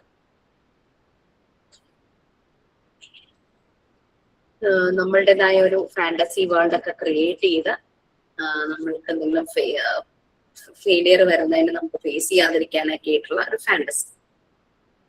ഈ കുട്ടികളും ഇതുപോലെ തന്നെ ഫാന്റസി വേൾഡ് ക്രിയേറ്റ് ചെയ്യാറുണ്ട്. കുട്ടികളെ നമ്മൾ കൂടുതൽ അതിലാക്കരുത്. അവരങ്ങനെ ഫാന്റസിയിലേക്ക് പോകുന്നതിന് കാരണം പലപ്പോഴും വീട്ടിലെ സാഹചര്യങ്ങൾ കൊണ്ടായിരിക്കും. വീട്ടിലെ വഴക്കുകളോ വീട്ടിലെ ആരെങ്കിലും പേടിയോ അങ്ങനെയൊക്കെ ആകുമ്പോൾ അവർ അവരുടേതായിട്ടുള്ള ഒരു ലോകം ചെയ്ത് അങ്ങോട്ട് പോകാനുള്ള ചാൻസസ് ഉണ്ട്. നെക്സ്റ്റ്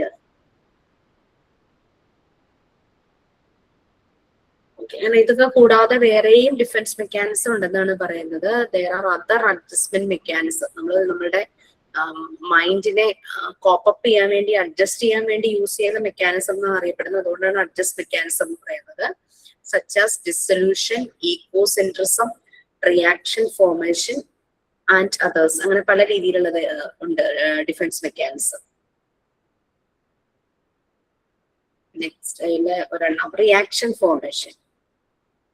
ഇപ്പം എനിക്കൊരാളോട് ഭയങ്കര സ്നേഹമുണ്ട്, പക്ഷെ ഞാൻ അയാളോട് എക്സ്പ്രസ് ചെയ്യുന്നത് അത് ദേഷ്യമായിട്ടായിരിക്കും.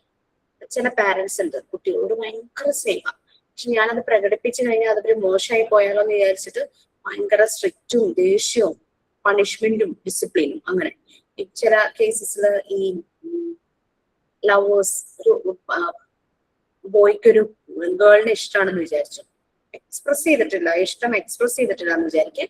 പക്ഷെ ഇഷ്ടം മനസ്സിൽ നിറയെ ഇഷ്ടമാണ്, പക്ഷെ ആ കുട്ടിയെ മറ്റുള്ളവരുടെ മുമ്പിൽ വെച്ച് ഇൻസൾട്ട് ചെയ്യുക, കളിയാക്കുക, അങ്ങനെയുള്ള കാര്യങ്ങൾ ജസ്റ്റ് ഓപ്പോസിറ്റ് വേയിൽ ബിഹേവ് ചെയ്യുക. നമ്മൾ എന്താണോ ട്രൂ അത് മറച്ചു വെച്ചിട്ട് ഓപ്പോസിറ്റ് വേയിൽ ബിഹേവ് ചെയ്യുന്ന രീതി, അതാണ് റിയാക്ഷൻ ഫോർമേഷൻ എന്ന് പറയുന്നത്. ഈക്കോസെൻട്രിസം എന്ന് പറഞ്ഞു കഴിഞ്ഞാൽ നമ്മുടെ on interest, welfare, self concern, self interest, അതാണ് ഈ പറയുന്ന ഈഗോസെൻട്രിസം എന്ന് പറയുന്നത്. അതിന് മാത്രം ഇമ്പോർട്ടൻസ് കൊടുത്തിട്ട് അതൊരു ടൈപ്പ് ഓഫ് ഡിഫൻസ് മെക്കാനിസം. മറ്റുള്ളവരുടെ കാര്യമൊന്നും നോക്കാതെ ഒരു സെൽഫിഷ് പോലത്തെ ഒരു മെന്റാലിറ്റി. നമ്മളുടെ കാര്യം അതെല്ലാം നല്ല ഭംഗിയായിട്ട് നടക്കണം, ആ രീതിയിൽ സെൽഫ് ഇൻട്രസ്റ്റ് കാണിക്കും.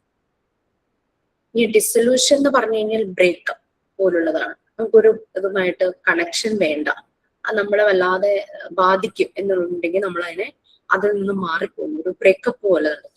That is dissolution. Okay, so അതൊക്കെയാണ് എക്സ്ട്രാ ആയിട്ട് പറഞ്ഞത്. പിന്നെ വേറെ ഉണ്ടോ നോക്കട്ടെ.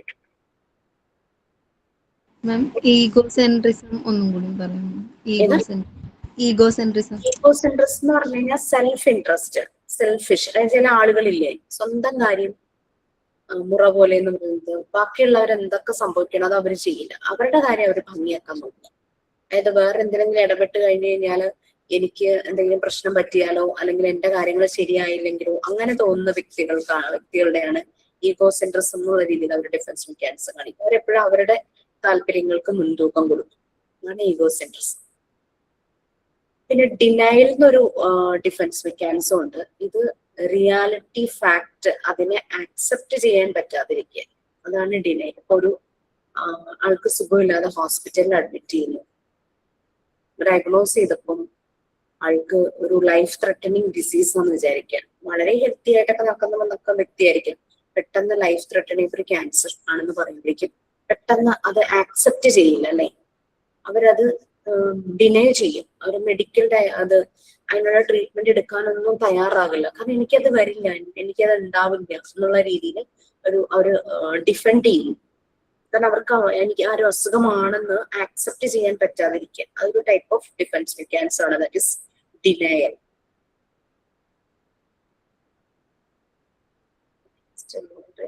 പ്രത്യേകിച്ചൊന്നുമില്ല.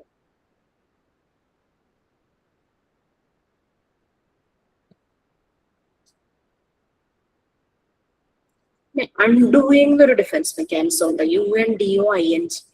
അൺഡൂയിങ് എന്ന് പറഞ്ഞു കഴിഞ്ഞാല് നമുക്ക് ഉൾക്കൊള്ളാൻ പറ്റാത്ത കാര്യങ്ങൾ നമ്മൾ ഏറ്റെടുക്കാതിരിക്കുക, അതാണ് അൺഡൂയിങ്. ചെയ്യാതിരിക്കുക, നോട്ട് ഡൂയിങ് ആണ് അൺഡൂയിങ്. നമുക്ക് ആക്സെപ്റ്റ് ചെയ്യാൻ പറ്റാത്ത കാര്യങ്ങൾ നമ്മൾ ചെയ്യാതിരിക്കുക.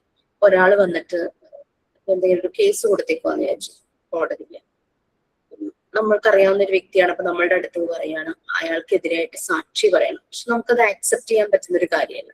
സോ നമ്മളത് ചെയ്യുന്നില്ല, നമ്മൾ ഡിഫെൻഡ് ചെയ്തു. That is അൺഡൂയിങ്.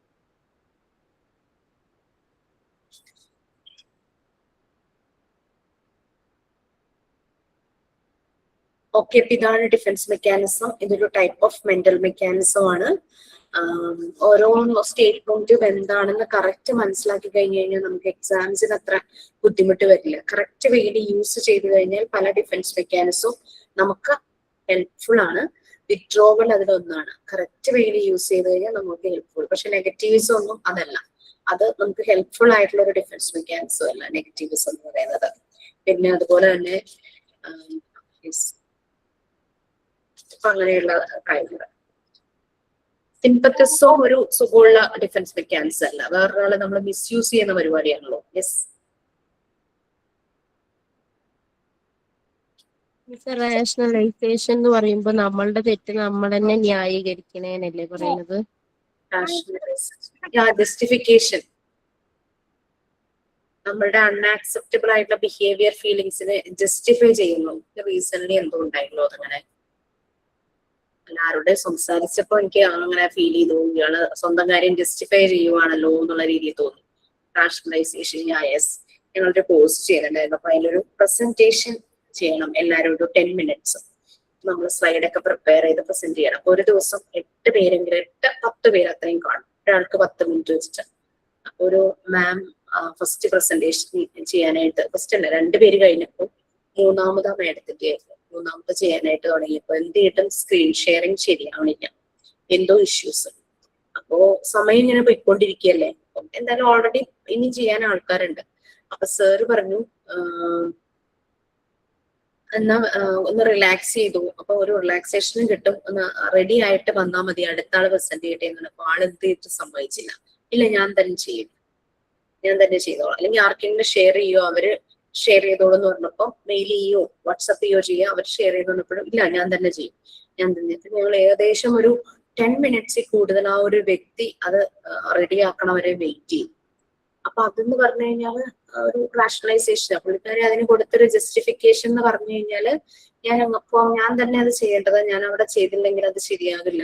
പക്ഷെ ബാക്കിലെ ആളുകൾ വെയിറ്റ് ചെയ്യുന്ന കാര്യമോ അങ്ങനത്തെ കുറിച്ചൊന്നും ബോധർ ചെയ്തില്ല. അപ്പോ മേ ബി ഓർക്കാഞ്ഞതാണോ എന്ത് പറ്റിയതാണെന്ന് അറിയില്ല. അപ്പൊ അങ്ങനെ ഒരു കാര്യം, അത് ഭയങ്കര ഡിഫെൻഡ് ചെയ്തായിരുന്നു ആള് അത് ചെയ്തത്.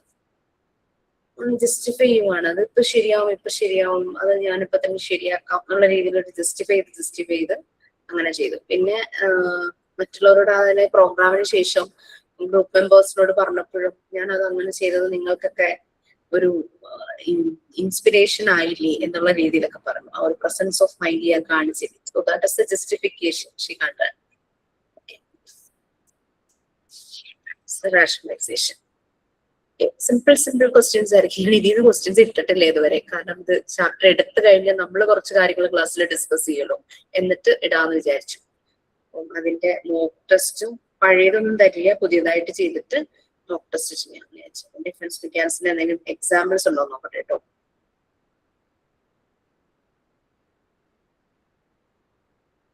ചില ഓരോരുത്തരും പറയുന്ന രീതിയിൽ വ്യത്യാസം ഉണ്ടാവും എക്സാമ്പിൾസ് ഒക്കെ കൊടുക്കുന്നതേ നമ്മളിങ്ങനെ നോക്കുമ്പോ.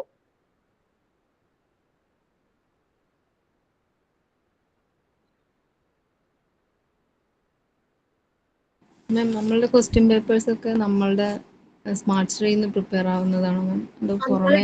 ടീച്ചേഴ്സ് മാത്രമേ, ടീച്ചേഴ്സ് പ്രിപ്പയർ ചെയ്യുന്നത്, ഓക്കെ. അല്ലാതെ വേറെ പുറത്തുനിന്ന് അങ്ങനെയൊന്നുമില്ല. നിങ്ങളിപ്പോ എക്സാം എഴുതാൻ പോകുന്നേ ഉള്ളൂ അല്ലെ, ടേം എക്സാമിനേഷൻ. മോക്ക് ടെസ്റ്റിന്റെ ഒരു പാറ്റേണിലായിരിക്കും. പിന്നെ ബാക്കിയെല്ലാം ഞാൻ പറഞ്ഞല്ലേ, ഗൂഗിൾ മീറ്റ് ഒരു ലിങ്ക് തരും, അത് ഓപ്പൺ ചെയ്ത് നമ്മൾ ക്ലാസ്സിൽ ഇരിക്കുന്ന പോലെ തന്നെ വീഡിയോ ഒന്ന് ഓൺ ചെയ്തിരിക്കണം, ഓഡിയോ ഓഫ് ചെയ്യണം, അങ്ങനെയുള്ള കാര്യങ്ങൾ. പിന്നെ മോക്ക് ടെസ്റ്റിന്റെ പോലെ തന്നെ ഒരു ലിങ്ക് പ്രൊവൈഡ് ചെയ്യും, അല്ലെങ്കിൽ ക്ലിക്ക് ചെയ്ത് കഴിഞ്ഞ് കഴിഞ്ഞാൽ നമുക്ക് അതിനനുസരിച്ച് ക്വസ്റ്റ്യൻസ് വരും, അങ്ങനെയുള്ള രീതിയിൽ.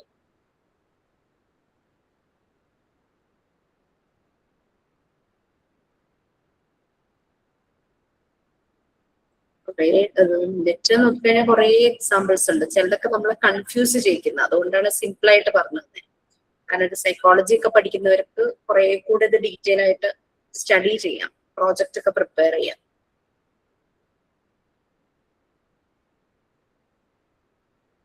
കുറെ ഉണ്ട്. സിഗ്മണ്ട് ഫ്രോയിഡും അന്ന ഫ്രോയിഡും കൂടിയാണ് ഡിഫൻസ് മെക്കാനിക്സിലെ റിസർച്ചും അനാലിസിസും നടത്തി ഇങ്ങനെയുള്ള ഡിഫൻസ് മെക്കാനിസത്തിനെ പറ്റി അവർ ചെയ്തിരിക്കുന്നത്. അപ്പോൾ സിഗ്മണ്ട് ഫ്രോയിഡ് അന്ന ഫ്രോയിഡിനും ചിലപ്പോൾ രണ്ട് പോയിന്റ് ഓഫ് വ്യൂലൊക്കെ അവർ പറഞ്ഞിട്ടുണ്ട്, അതാണ് ഞാൻ പിന്നെ കൂടുതൽ അതിനെ പറ്റി പറയുന്നത്. ഓക്കെ, അപ്പം ഈ ഒരു ചാപ്റ്റർ കഴിഞ്ഞു. ഇതോടുകൂടി പാർട്ട് 2 നിങ്ങളുടെ കഴിയുവാണ് അല്ലെ. പാർട്ട് 2 കഴിഞ്ഞില്ലേ, ഇനി പാർട്ട് 3 അല്ലേ. നിങ്ങൾക്ക് ഒരു റെക്കോർഡിന്റെ ഡീറ്റെയിൽസ് ഗ്രൂപ്പിൽ വന്നിട്ടുണ്ടാവും, കണ്ടിരുന്നോ? Yes ma'am. ഓക്കെ, അത് ഇപ്പൊ എത്ര റെക്കോർഡിന്റെ ഡീറ്റെയിൽസ് ഞാൻ തന്നു? 4th പറഞ്ഞോണ്ടിരിക്കുവായിരുന്നു മാം. 5th റെക്കോർഡ് ഉണ്ട്, മോണ്ടിസോറി അപ്പാരറ്റസ് റെക്കോർഡ്, അതിന്റെ ഡീറ്റെയിൽസ് ആണ് തന്നത്. അത് അങ്ങനെ തന്നെ റെക്കോർഡ് ബുക്കിലേക്ക് കോപ്പി ചെയ്യാം റൈറ്റ് സൈഡിൽ. അതായത് ഡോക്ടർ മോണ്ടിസോറി ഡിസൈൻ ചെയ്ത മെറ്റീരിയൽസിന്റെ ഡീറ്റെയിൽസ്, അതിന്റെ വർക്കിംഗ് പ്രിൻസിപ്പിൾസ്, അത് ഒരു കുട്ടി അത് ചെയ്യുമ്പോൾ അതിന് എന്തൊക്കെ കാര്യങ്ങൾ മനസ്സിലാകും, അങ്ങനെയുള്ള കാര്യങ്ങളൊക്കെയാണ് അതിലുള്ളത്. ഫീച്ചേഴ്സും കാര്യങ്ങളും അത് അങ്ങനെ തന്നെ, ആ റെക്കോർഡിന്റെ കണ്ടന്റ് ആണത്, അങ്ങനെ തന്നെ കോപ്പി ചെയ്യുക, റൈറ്റ് സൈഡിലാണ് എഴുതണം. പിന്നെ അതിനുള്ള പിക്ചേഴ്സിന്റെ PDF പ്രൊവൈഡ് ചെയ്യും. അത് പ്രിന്റ് എടുത്ത് കട്ട് ചെയ്ത് നമ്മൾ എഴുതിയതിന് കറസ്പോണ്ടിങ് ആയിട്ട് ഒട്ടിച്ചു വെക്കണം. ഓരോ മെറ്റീരിയൽ ഓരോരുത്തരുടെ ഹാൻഡ് റൈറ്റിംഗ് ഓരോ രീതിയിലാണല്ലോ, അതുകൊണ്ട് നിങ്ങൾ എഴുതിയതിന് ശേഷം വേണം കട്ട് ചെയ്ത് ഒട്ടിക്കാനായിട്ട്. പിങ്ക് ടവറിനെ കുറിച്ച് റൈറ്റ് സൈഡിൽ എഴുതി പിങ്ക് ടവറിന്റെ പിക്ചർ എടുത്തിട്ട് ആ ലെഫ്റ്റ് സൈഡ് ഒട്ടിക്കുക. പിന്നെ നമ്മൾ പിക്ചേഴ്സിന്റെ പ്രിന്റ് എടുക്കുമ്പോൾ ഒരു A4 ഷീറ്റിൽ 4 എണ്ണം ഒക്കെ വരുന്ന രീതിയിൽ കോപ്പി പേസ്റ്റ് ചെയ്ത് പ്രിന്റ് എടുത്താൽ മതി. കാരണം ഒത്തിരി വലിയ പിക്ചർ ഒന്നും ഒട്ടിക്കണ്ട, നമുക്ക് മനസ്സിലാകുന്ന വലിപ്പത്തിൽ. ചിലപ്പോൾ ഒരു A4 ഷീറ്റിൽ 4 എണ്ണം വരുന്ന രീതിയിലൊക്കെ വരും. 2-3 പേജിന്റെ പ്രിന്റ് എടുക്കേണ്ട ആവശ്യം വരുള്ളൂ. എല്ലാ പിക്ചേഴ്സ് ഒരു 3-4 പേജിനുള്ളിൽ നമുക്ക് ആക്കാനായിട്ട് പറ്റും. അങ്ങനെ അത് ചെയ്യാം. അത് തുടങ്ങിക്കോളൂ, സ്റ്റാർട്ട് ചെയ്തോളൂ ടേം 1 എക്സാമിനേഷൻ കഴിയുമ്പോൾ. കാരണം വേറൊന്നും കൊണ്ടല്ല, നമുക്ക് പാർട്ട് 3 ആണ് ഇനി സ്റ്റാർട്ട് ചെയ്യാൻ പോണത്. നെക്സ്റ്റ് വീക്കിൽ നമ്മൾ പാർട്ട് 3 സ്റ്റാർട്ട് ചെയ്യും. അതാണ് നമ്മുടെ കോർ ടോപ്പിക്, ഡോക്ടർ മറിയ മോണ്ടിസോറിയുടെ തിയറി, മെത്തേഡ്സ് ആൻഡ് ആപ്ലിക്കേഷൻസ്. അപ്പൊ ആ തിയറി പഠിക്കുന്നതിന്റെ ഒപ്പം തന്നെ നമ്മൾ ഈ റെക്കോർഡും കംപ്ലീറ്റ് ചെയ്ത് അതിന്റെ ഒപ്പം തന്നെ പ്രാക്ടിക്കൽസും സ്റ്റാർട്ട് ചെയ്യും. പ്രാക്ടിക്കൽസിന്റെ ഓൺലൈനായിട്ട് ഡെമോ ക്ലാസ് സ്റ്റാർട്ട് ചെയ്യും. അതുപോലെ തന്നെ അത് നേരിട്ട് വന്ന് ചെയ്യാനുള്ളത്, നേരിട്ട് വന്ന് ചെയ്യണതിന്റെ ഡേറ്റ് ഒന്നും ഫിക്സ് ആയില്ല. കാരണം 15 പ്രാക്ടിക്കൽസ് ആണ് ഇനി നടത്താനുള്ളത്. 14 വരെയുള്ള ബാച്ചിന്റെ നോമ്പിന് മുമ്പ് കഴിഞ്ഞു. ഇനിയിപ്പോ പെരുന്നാൾ കഴിയുമ്പോൾ നമ്മൾ 15 ബാച്ചിന്റെ പ്രാക്ടിക്കൽ വരും. അത് സാറ്റർഡേസിലായിരിക്കും. പക്ഷെ സാറ്റർഡേസിലാണെങ്കിലും നമുക്ക് സാറ്റർഡേസിലാണ് കോൺവെക്കേഷൻസ് പല കോഴ്സുകളുടെയും ബാച്ചുകളുടെയും നടക്കുന്നത്. അപ്പൊ അതിനൊക്കെ അനുസരിച്ച് അഡ്ജസ്റ്റ് ചെയ്ത് ഏത് സാറ്റർഡേ ആണെന്നുള്ളത് എത്രയും പെട്ടെന്ന് ഞാൻ അറിയിക്കാം കേട്ടോ. നിങ്ങൾക്ക് പ്ലാൻ ചെയ്ത് വരാനൊക്കെ ഉള്ളതായിരിക്കുമല്ലോ. അപ്പൊ അത് നമുക്ക് നോക്കാം. ഞാൻ ജസ്റ്റ് പാർട്ട് 3 ഒന്ന് ഇൻട്രൊഡക്ഷൻ എടുത്താലോ? ആരെങ്കിലും സ്റ്റാർട്ട് ചെയ്തോ പാർട്ട് 3? No, ma'am. ഇല്ല. ഓക്കെ, പാർട്ട് 3 നമ്മളുടെ Montessori theory, methods and application ആണ് പറഞ്ഞു. അതായത് ഡോക്ടർ മറിയ മോണ്ടിസോറി എങ്ങനെയാണ് ഈ ഒരു മെത്തേഡ് ഡിസൈൻ ചെയ്തത്. മെത്തേഡ് ഡിസൈൻ ചെയ്യാനുണ്ടായ കാരണങ്ങളും നമ്മൾക്കറിയാം. അവർക്ക് ടെക്നിക്കൽ സൈഡിൽ പഠിച്ചുകൊണ്ടിരുന്ന അവര് നേരെ ഒരു മെഡിക്കൽ ഫീൽഡിലേക്ക് മാറുകയായിരുന്നു, സ്വിച്ച് ചെയ്യുമായിരുന്നു. അവരുടെ MBBS ഇക്വലന്റ് ആയ ആ ഒരു പഠനം പൂർത്തിയായി കഴിഞ്ഞപ്പോൾ അവർക്ക് താല്പര്യം ചൈൽഡ് ഡെവലപ്മെന്റിൽ വർക്ക് ചെയ്യാനായിരുന്നു. കുട്ടികൾക്ക് വേണ്ടിയിട്ട്, കുട്ടികളുടെ ഡെവലപ്മെന്റ് അങ്ങനെയുള്ള കാര്യങ്ങളിൽ വർക്ക് ചെയ്യാനായിരുന്നു. പിന്നെ അവർ 2 ലോകമഹായുദ്ധങ്ങളുടെ അത് നേരിട്ട് കണ്ടതും അതിന്റെ പല കാര്യങ്ങളും അവർ മനസ്സിലാക്കിയതുമാണ്. യുദ്ധം വരുമ്പോൾ ശരിക്കും വല്ലാതെ വിഷമം വരും. അവരത് നേരിട്ട് മനസ്സിലാക്കിയതുകൊണ്ട് അവർക്ക് മനസ്സിലായി നല്ലൊരു യങ് ജനറേഷനാണ് യുദ്ധത്തിലൂടെ നഷ്ടപ്പെട്ടു പോകുന്നത്. പിന്നെ പട്ടാളത്തിൽ ജോലി ചെയ്യുന്നവരൊക്കെ യങ്സ്റ്റേഴ്സ് ആയിരിക്കുമല്ലോ. നല്ല ആരോഗ്യമുള്ള യുവതലമുറ ഇല്ലാണ്ടാവുകയാണ് ചെയ്യുന്നത് ഒരു യുദ്ധം നടക്കുന്നത്. അതും വേൾഡ് വാർ എല്ലാം വർഷങ്ങളോളം, 4-5 വർഷങ്ങളോളം നീണ്ടു നിന്ന വേൾഡ് വാർ ആയിരുന്നു. അപ്പൊ ഡോക്ടർ മോണ്ടിസോറിക്ക് മനസ്സിലായി യുദ്ധം ഉണ്ടാകാതിരിക്കണം നമ്മുടെ ഈ ഒരു ലോകത്ത്. അതിനെന്താണ് ചെയ്യാൻ പറ്റുക? അപ്പോ യങ്സ്റ്റേഴ്സിനെ പോയിട്ട് അവയർനെസ് കൊടുക്കുക എന്ന് പറഞ്ഞു കഴിഞ്ഞാൽ ശരിയാവില്ല. കാരണം കതിരിന്മേൽ പോയി വളം വെച്ചിട്ട് കാര്യമില്ലല്ലോ. അതുകൊണ്ട് അങ്ങനെ യുദ്ധത്തെ പ്രൊമോട്ട് ചെയ്യുന്ന യങ്സ്റ്റേഴ്സ് ഇല്ലാത്തൊരു ലോകം ഉണ്ടാക്കിയെടുക്കുക. അതിന് കൊച്ചുകുട്ടികളില് ഇന്റർവെൻഷൻ നടത്തുക. അവരുടെ ഉള്ളില് ലവ്, എന്താ പറയാ, കൺസേൺ, കെയർ, അതുപോലെ മ്യൂച്വൽ ഹെൽപ്പ്, പിന്നെ അങ്ങനെയുള്ള ഇതൊക്കെ വളർത്തിയെടുക്കുക. മറ്റുള്ളവരെ സ്നേഹിക്കുക, പരസ്പരം സഹായിക്കുക, അങ്ങനെയുള്ള കാര്യങ്ങള് അവരുടെ വളർത്തിയെടുക്കുകയാണെങ്കിൽ അവര് വലുതാവുമ്പോഴും അത് തന്നെ ആ രീതിയായിരിക്കും അവർക്ക് ഉണ്ടാവുക. ഒരിക്കലും അവര് യുദ്ധത്തെ പ്രൊമോട്ട് ചെയ്യില്ല എന്ന് ഡോക്ടർ മോണ്ടിസോറിക്ക് തോന്നുന്നു.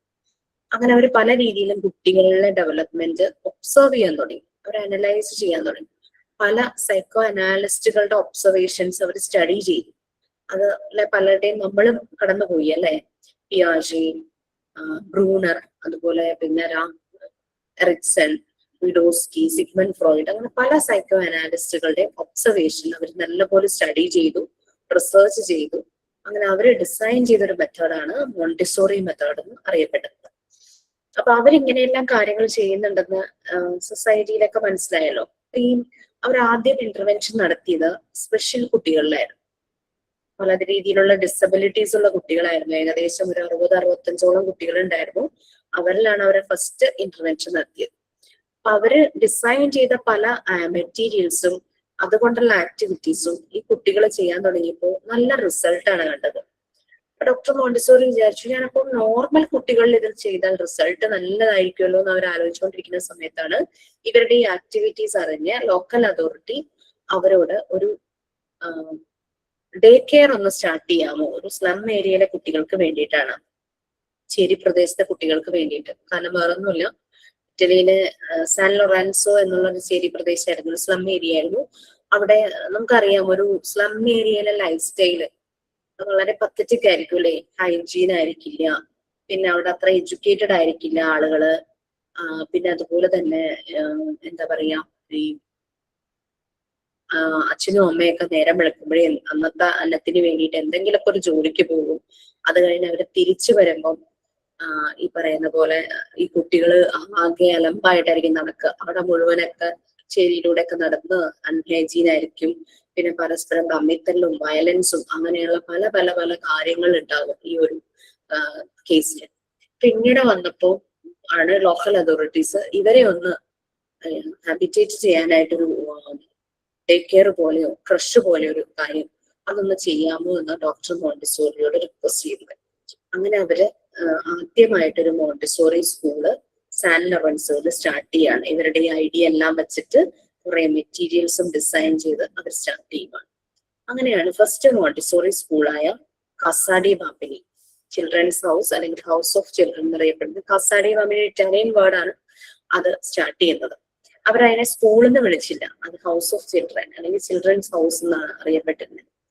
അവിടെ ക്ലാസ് റൂമുകളായിട്ടുണ്ടായിരുന്നില്ല. അടഞ്ഞ ക്ലാസ് റൂമുകൾക്ക് പകരം വിശാലമായ ഒരു ഹോള് പോലെയായിരുന്നു. അവരതിനെ പ്രിപ്പയർഡ് എൻവയോൺമെന്റ് എന്ന് വിളിച്ചു. നമ്മളതിനെ മോണ്ടിസോറി പ്രിപ്പയർഡ് എൻവയോൺമെന്റ് എന്ന് പറഞ്ഞു.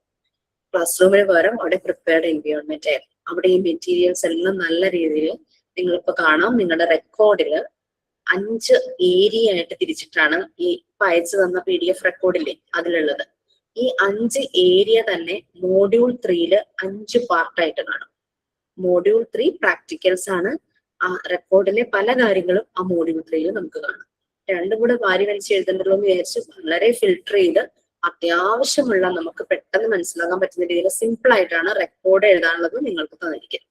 അതിന്റെ ഒപ്പം തന്നെ സമയം കിട്ടുമ്പോൾ മോഡ്യൂൾ 3 വായിച്ചു നോക്കൂ. കുറെ ആക്ടിവിറ്റീസും ഡെമോൺസ്ട്രേഷനും ആണ് അതിനകത്തുള്ളത്. ഓക്കെ, അങ്ങനെ ആ സ്കൂൾ സ്റ്റാർട്ട് ചെയ്തു. അപ്പൊ വന്നപ്പോ തന്നെ ഈ കുട്ടികളൊക്കെ പെട്ടെന്ന് അങ്ങോട്ട് നന്നാവുകയൊന്നും ചെയ്തില്ല. കാരണം എന്ന് വെച്ചാല് ഇവരുടെ ലൈഫ് സ്റ്റൈൽ അങ്ങനെയായിരുന്നല്ലോ, ഒരു വയലന്റ് നേച്ചർ ഉള്ളവരായിരുന്നു. പരസ്പരം തമ്മിൽ തല്ലുക, പിന്നെന്താ കൈ കിട്ടുന്നൊക്കെ വലിച്ചെറിയുക, അങ്ങനെ ഡിസ്റ്റർബിങ് ക്യാരക്ടർ, ഡിസ്ട്രോയിങ് നേച്ചർ, ഇതൊക്കെയായിരുന്നു അവര് അങ്ങനെയുള്ള ഒരു ക്യാരക്ടറായിരുന്നു. പക്ഷെ മോണ്ടിസോറി വളരെ ക്ഷമയോടുകൂടി അവരെ കൊണ്ട് പല ആക്ടിവിറ്റീസും ചെയ്യിച്ച് അവർ ഭയങ്കര ഹാപ്പി ആയിട്ട് നല്ല പ്രൊഡക്റ്റീവായ മക്കളായിട്ട് മാറുമായിരുന്നു. അതാണ് അവര് നോർമലൈസ്ഡ് കുട്ടികളായി മാറി. ഡീവിയേറ്റഡ് ആയിട്ടുള്ള കുട്ടികളായിരുന്നു, അവര് നോർമലൈസ്ഡ് ആയി മാറുവാണ്. നോർമലൈസ്ഡ് എന്ന് പറഞ്ഞു കഴിഞ്ഞാല് എല്ലാ കാര്യങ്ങളിലും ഫസ്റ്റ് ആകുക, ടോപ്പ് ആകുക, പെർഫെക്റ്റ് ആകുക എന്നൊന്നും അല്ല അതിന്റെ മീനിങ്. നോർമലൈസ്ഡ് എന്ന് പറഞ്ഞു കഴിഞ്ഞാല് അവന്റെ ആക്ടിവിറ്റീസ് അവൻ മറ്റുള്ളവരെ ഒന്നും ഡിസ്റ്റർബ് ചെയ്യാതെ വളരെ പേഷ്യൻസോട് കൂടി കോൺസെൻട്രേഷനോട് കൂടി ചെയ്യുന്നു. പ്രൊഡക്റ്റീവായൊരു കുട്ടിയായിട്ട് ചെയ്യുന്നു. നമുക്കറിയാലോ, എഡ്യൂക്കേഷൻ എന്ന് പറഞ്ഞു കഴിഞ്ഞാൽ അതല്ലേ, ഒരു ഫാക്ടറിയിൽ നിന്ന് കുറെ റോബോട്ട് കുറെ പ്രോഡക്ട്സ് ഇറക്കണ പോലെയല്ലല്ലോ സ്കൂളിൽ നിന്ന് പാസ് ആയിട്ട് കുട്ടികൾ പുറത്തേക്ക് പോകുന്നത്. പ്രൊഡക്റ്റീവായ സിറ്റിസൺ ആയിട്ടാണ് അവർ ഇറങ്ങുന്നത്. അവരുടെ ടാലൻസും സ്കിൽസും യൂസ് ചെയ്ത് ഈ സൊസൈറ്റിയിൽ എന്തൊക്കെ കാര്യങ്ങൾ സർവീസ് അവർക്ക് ചെയ്യാൻ പറ്റും ആ രീതിയിലുള്ള പ്രൊഡക്റ്റീവ് ആയിട്ടുള്ള ആളുകളാണ് പലപ്പോഴും പുറത്തേക്ക് ഇറങ്ങുന്നത്. ഓക്കെ, അപ്പൊ മോണ്ടിസോറി മെത്തേഡ് എങ്ങനെയാണ് വന്നത്, എന്തുകൊണ്ടാണ്, അതിലെന്താണ് വ്യത്യാസം, അതിന്റെ സ്കൂളും ക്ലാസ് റൂമും ഒക്കെ ഏകദേശം ഒരു ഐഡിയ കിട്ടിയില്ലേ? പറ്റുമെങ്കിൽ വീടിനടുത്ത് ഏതെങ്കിലും പ്യുവർ മോണ്ടിസോറി സ്കൂൾ ഉണ്ടെങ്കിൽ ഒന്ന് പോയി വിസിറ്റ് ചെയ്യൂ. നല്ല രസമായിരിക്കും കാണാനായിട്ട്. കാരണം അവിടെ ഈ അകത്തുള്ള പ്രിപ്പയർഡ് എൻവയോൺമെന്റ് എന്ന് പറഞ്ഞല്ലോ, അതും പുറം ലോകവുമായി കണക്ട് ചെയ്യുന്ന നിരവധി വരാന്തകൾ ഉണ്ടാവും. അപ്പൊ ഒരു കുട്ടിക്ക് തന്നെത്താൻ ഔട്ട്ഡോറിലേക്ക് പോകണോ, അവൻ വളരെ ഈസി ആയിട്ട് ആ വരാന്തയിലൂടെ പോകണം. ക്ലോസ്ഡ് ഡോർസ് ഒന്നുമില്ല. മെയിൻ ഗേറ്റ് ക്ലോസ് ചെയ്യും, അത് സേഫ്റ്റിക്ക് വേണ്ടിയിട്ട്. അല്ലാതെ ബാക്കി ആ എൻവയോൺമെന്റ് മുഴുവനും എക്സ്പ്ലോർ ചെയ്യാനുള്ള ഫ്രീഡം കുട്ടിക്കുണ്ട്. മണ്ണിൽ കളിക്കുക, വെള്ളത്തിൽ കളിക്കുക, ചെടി നടുക, ചെടികള് വെള്ളമൊഴിക്കുക, കിച്ചൺ ഉണ്ടാകും, കിച്ചണിൽ പോയി ജ്യൂസ് ഉണ്ടാക്കുക, ഫ്രൂട്ട്സ് കട്ട് ചെയ്യുക, വെജിറ്റബിൾസ് കട്ട് ചെയ്യുക, ഓവൻ കൊടുക്കും ചിലർക്ക്, കുക്കീസ് ഉണ്ടാക്കുക. ഇതെല്ലാം ആ ഒരു ചെറുപ്രായത്തിൽ കുട്ടികൾ ചെയ്യുന്നു. അവര് തന്നെ തുടച്ച് വൃത്തിയാക്കുന്നു, മോപ്പ് ചെയ്ത് വൃത്തിയാക്കുന്നു. അവരുടേതായിട്ടുള്ള ലഞ്ച് കഴിക്കുന്ന ഒരു ഏരിയ ഉണ്ടാവും, പെറ്റ്സ് ഉണ്ടാവും ചിലടത്ത്. എനിക്ക് പ്രാക്ടിക്കൽ ഓൺലൈൻ സ്റ്റാർട്ട് ചെയ്യുന്നത് മോസ്റ്റ് പ്രോബബ്ലി പാർട്ട് 3 ഒരു പകുതിയൊക്കെ ആകുമ്പോഴേക്കും നമ്മൾ ഓൺലൈനായിട്ട് ക്ലാസ് തരാൻ തുടങ്ങും. അതായത് 15 ഒന്ന് കഴിയുമ്പോഴേക്കും നമ്മൾ തരും. ചിലപ്പോൾ 15-ഉം 16-ഉം കൂടി ഇനി ഒരുമിച്ചാണോ ഓൺലൈൻ സെഷൻ തരുന്നതെന്ന് അറിയില്ല, തീരുമാനിച്ചിട്ടില്ല. അത് നെക്സ്റ്റ് 1 വീക്കിനുള്ള അതൊരു കറക്റ്റ് ക്ലാരിറ്റി കിട്ടും. 15-ൽ കുറച്ചധികം കുട്ടികളുണ്ട്. അപ്പൊ ചിലപ്പോൾ അവർക്ക് മാത്രമായിട്ട് വെച്ചിട്ട് നിങ്ങൾക്ക് സെപ്പറേറ്റ് അല്ലെങ്കിൽ 2 ബാച്ചും കൂടെ വരുമ്പോൾ നിങ്ങൾക്ക് ചെയ്യാൻ ബുദ്ധിമുട്ട് വന്നാലോ എന്ന് വിചാരിച്ച് അങ്ങനെയായിരിക്കും ചെയ്യുന്നത്. ഓൺലൈൻ നമ്മൾ എല്ലാത്തിന്റെയും ഡെമോ കാണിക്കും. നേരിട്ടാവുമ്പോൾ നിങ്ങൾക്ക് വന്ന് ചെയ്യാനായിട്ട് പറ്റും. അങ്ങനെ ഡോക്ടർ മോണ്ടിസോറിയുടെ ആ ഒരു സ്കൂൾ അല്ലെങ്കിൽ ആ ഒരു ചിൽഡ്രൻസ് ഹൗസ് എന്ന് പറയുന്നത് അങ്ങനെയായിരുന്നു. എല്ലാം കുട്ടികളുടെ സൈസിലുള്ളതായിരുന്നു. ഫർണിച്ചർ ആണെങ്കിലും എല്ലാം ഓപ്പൺ ഷെൽഫുകളാണ്. കുട്ടിക്ക് പോയി നേരിട്ട് പോയി എന്താണോ അവന് ചെയ്യാൻ ഇഷ്ടം അത് പോയി എടുത്തോണ്ട് വരാം. പിന്നെ അവിടെ എല്ലാ കോർണറിലും മാറ്റ് റോൾ ചെയ്ത് വെച്ചിട്ടുണ്ടാവും. നമ്മുടെ യോഗ മാറ്റ് ഒക്കെ പോലെ കുറച്ചുകൂടെ ഒക്കെ നീളവും വീതിയൊക്കെ ഉള്ള മാറ്റ് റോൾ ചെയ്ത് വെച്ചിട്ടുണ്ടാവും. കുട്ടി തന്നെ പോയി മാറ്റ് എടുത്തുകൊണ്ട് വന്ന് അതിനെ അൺറോൾ ചെയ്യും. അതൊരു ആക്ടിവിറ്റിയാണ്.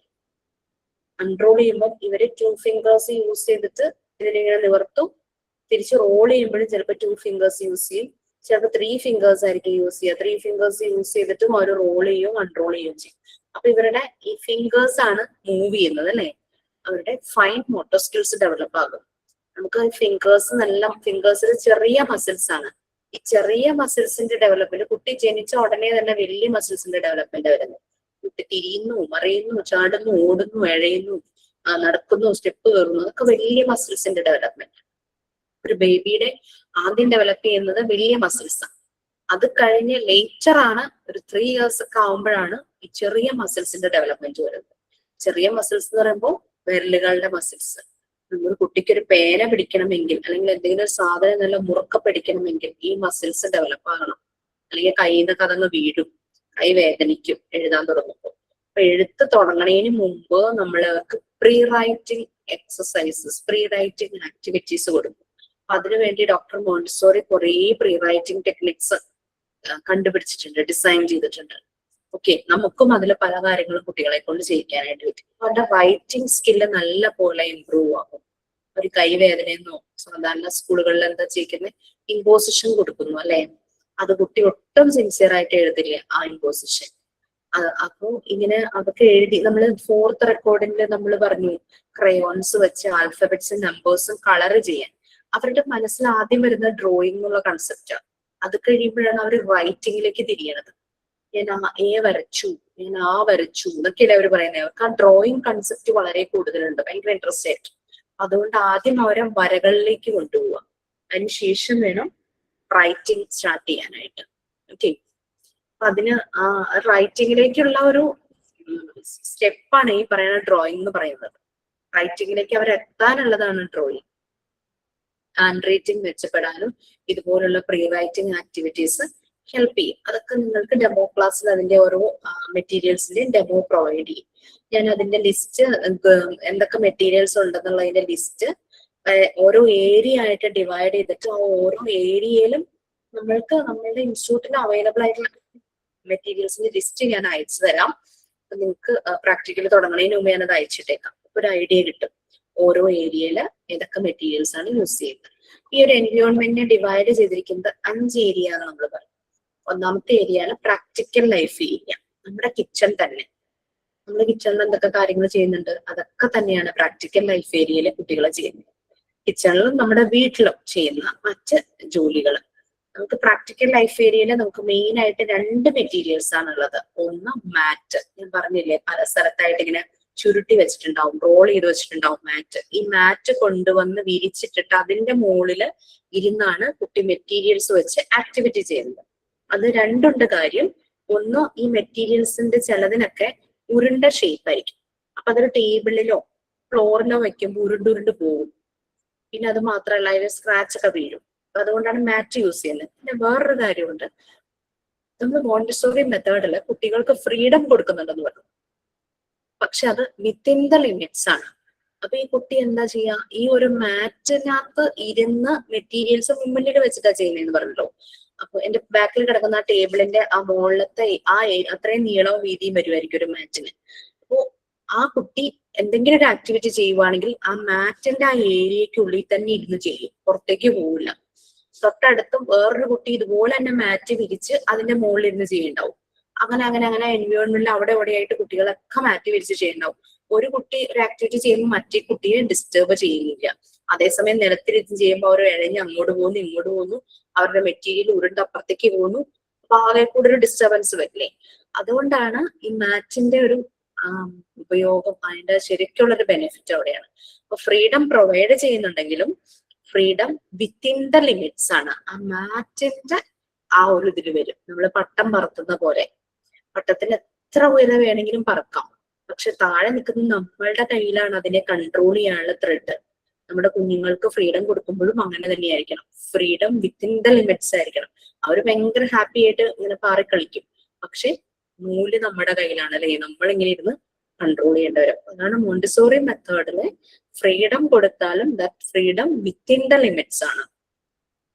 അപ്പൊ അങ്ങനെ പ്രാക്ടിക്കൽ ലൈഫ് ഏരിയ ആണ് ഈ വരുന്നത്. അതിനകത്ത് ഡ്രസ്സിംഗ് ഫ്രെയിംസ് നിങ്ങളൊക്കെ ചെയ്തിട്ടുണ്ടോ എന്ന് എനിക്കറിയില്ല. ചെയ്യാനായിട്ട് ടീച്ചേഴ്സ് അറിയാൻ പറഞ്ഞിട്ടുണ്ടോ ഡ്രസ്സിംഗ് ഫ്രെയിംസ് ചെയ്യാനായിട്ട്?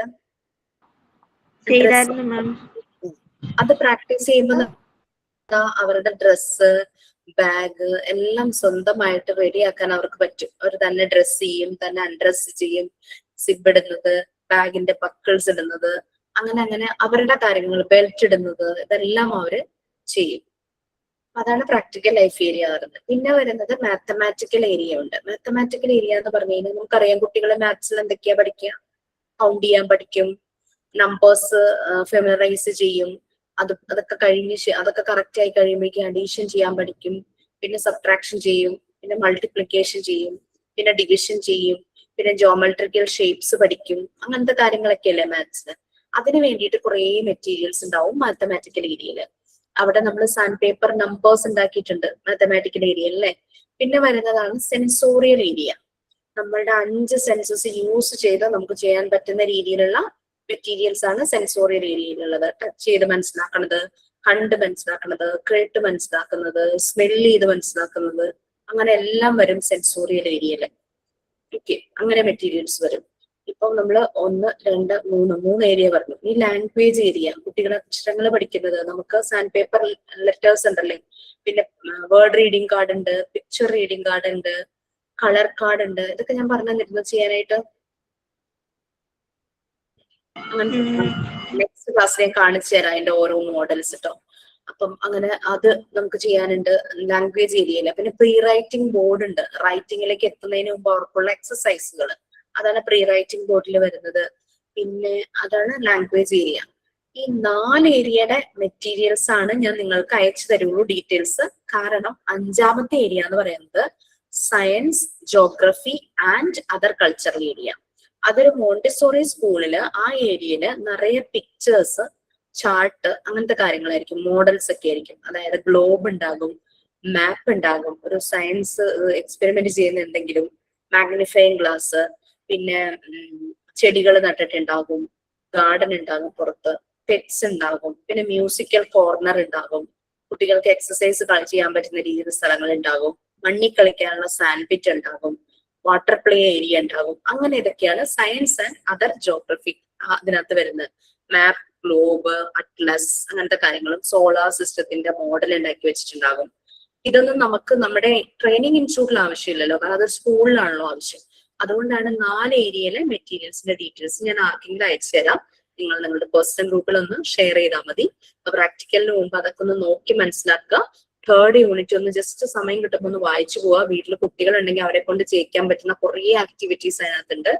പിന്നെ റെക്കോർഡ് ഇപ്പൊ തന്നിരിക്കുന്നത് പ്രാക്ടിക്കൽ റിലേറ്റഡ് റെക്കോർഡാണ്. കുറേശ്ശെയായിട്ട് എഴുതി വെക്കുക. പ്രാക്ടിക്കൽസ് തുടങ്ങുമ്പോഴേക്കും അതങ്ങ് കംപ്ലീറ്റ് ആവുകയാണെങ്കിൽ നമുക്കൊരു 1 ടൈം റീഡിങ് പോലെയാണല്ലോ കോപ്പി ചെയ്ത് എഴുതുമ്പോൾ. ശ്രദ്ധിച്ചൊന്ന് വായിച്ച് എഴുതുവാണെങ്കിൽ ഒരു പ്രാവശ്യം വായിച്ച എഫക്റ്റും കിട്ടും. ഓക്കെ, ഇപ്പൊ നമുക്ക് നെക്സ്റ്റ് ക്ലാസ്സിലാണ്. അപ്പം term examination all the best. Thank you so much. Questions ഞാൻ ഉടനെ ഷെയർ ചെയ്യാം. 2 യൂണിറ്റ് കൂടി ഉണ്ടല്ലോ. Thank you, ma'am. Thank you, ma'am.